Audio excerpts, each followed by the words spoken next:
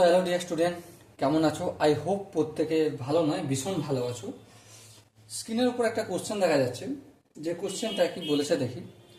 বলেছে যে একটি পরীক্ষায় রোহন সর্বোচ্চ নম্বরে 30% নম্বর পেয়ে 10 নম্বরের জন্য অকৃতকার্য হয়। বেশ। একই পরীক্ষায় সোহন সর্বোচ্চ নম্বরে 40% নাম্বার পেয়ে পাস করে 5 নম্বরের চেয়ে 10 নম্বর বেশি পায়। তাহলে 5 নম্বর কত? অপশন এ আছে 65, অপশন বি আছে 70,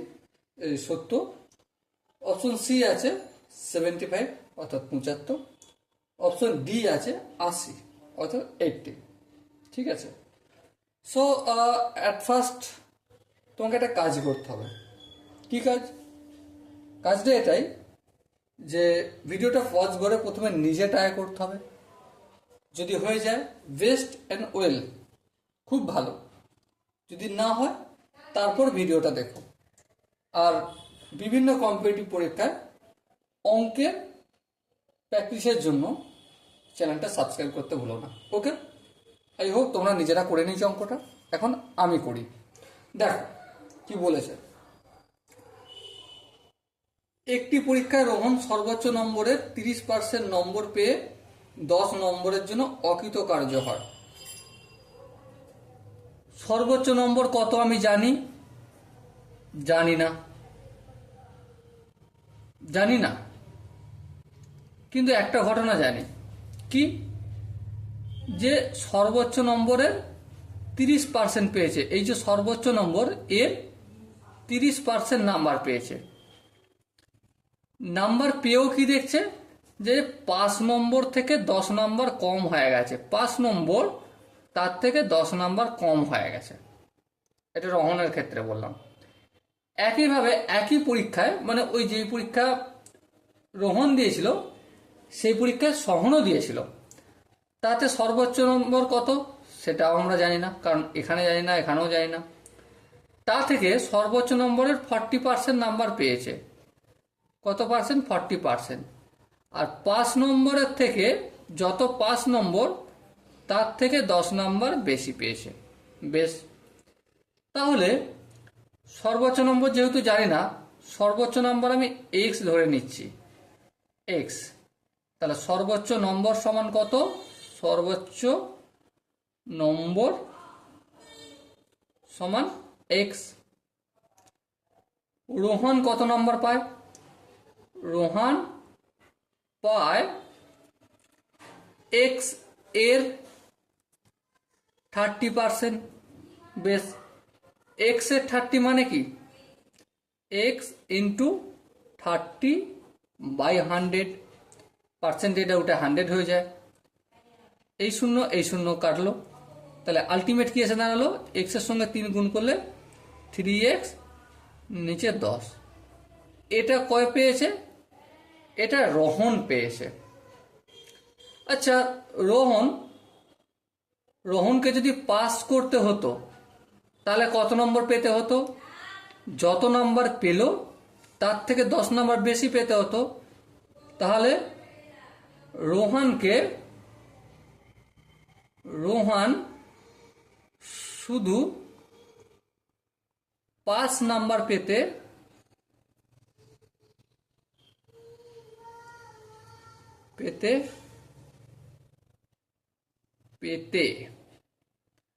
রোহন শুধু 5 নম্বর নাম্বার পেতে হতো। কত পেয়েছে? 3x/10 এইটা পেয়েছে। আর 10 পেলে পাস করতো, কারণ 10 নম্বর কম পেয়েছে। তাহলে এটা রোহন শুধু যদি পাস করতে হতো তাহলে এই নাম্বারটা দরকার ছিল। বেশ, এবারে হচ্ছে সোহন কত নাম্বার পায়? সোহন পায় কত? এক্স নাম্বার, সর্বোচ্চ নাম্বার, এর 40%। হ্যাঁ, ঠিক। এবার একটু ক্যালকুলেশন করি।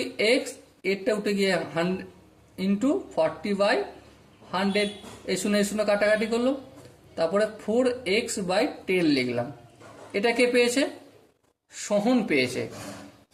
সোহন এই যে নাম্বারটা পেয়েছে 5 নাম্বার থেকে 10 পেয়েছে বেশি। তাহলে এবারে দেখো সোহন শুধু 5 নাম্বার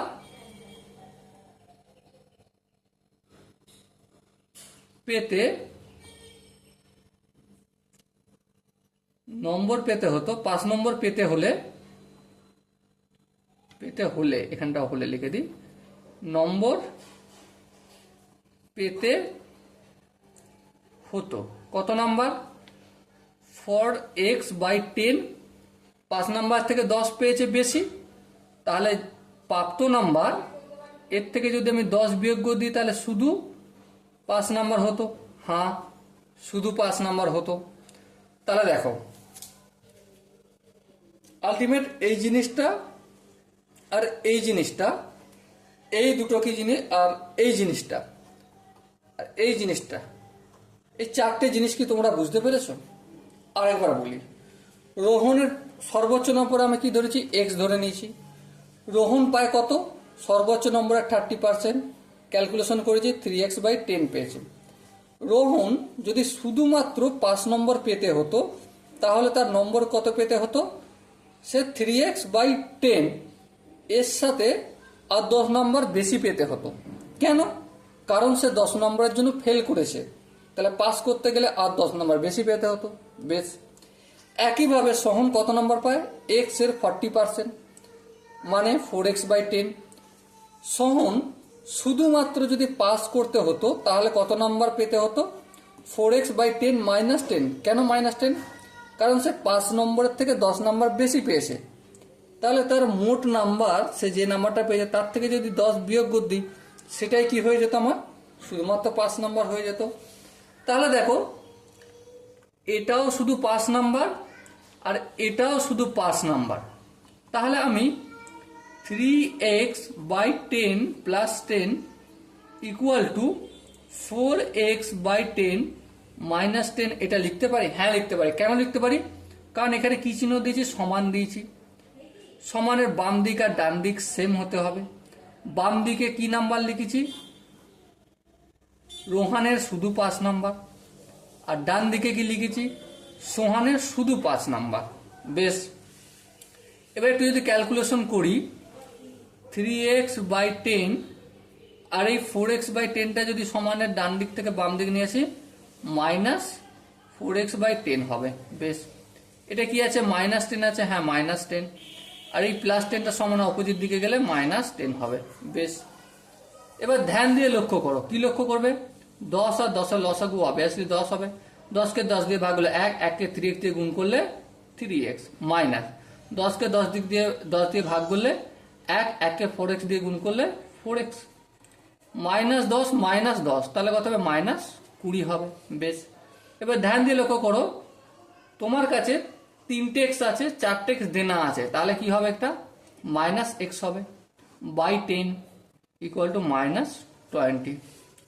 এবার দেখো -x = এই 10টা কিসের আকার আছে? ভাগের অপোজিট সাইডে গেলে গুণের আকার হতো। তো ডেফিনেটলি -20 × 10 সমান কত? -200। এখানে দেখো -x আছে, এখানেও -x আছে। তাহলে এটা উভয় পক্ষকে যদি মাইনাস দিয়ে গুণ করি তাহলে x সমান কত হলো? 200 নাম্বার হলো। কোশ্চেনে কি বলেছে দেখো, তাহলে 5 নম্বর কত? তাহলে x এর মান আমি পেয়ে গেছি। 5 নম্বর আমি এটা ধরেও করতে পারি অথবা এটা ধরেও করতে পারি, যেটা খুশি ধরে করতে পারি। তাহলে অতএব 5 নম্বর = 3x/10 + 10 এটা, অথবা 4x/10 - 10। প্রথমে এর কাজটা করি।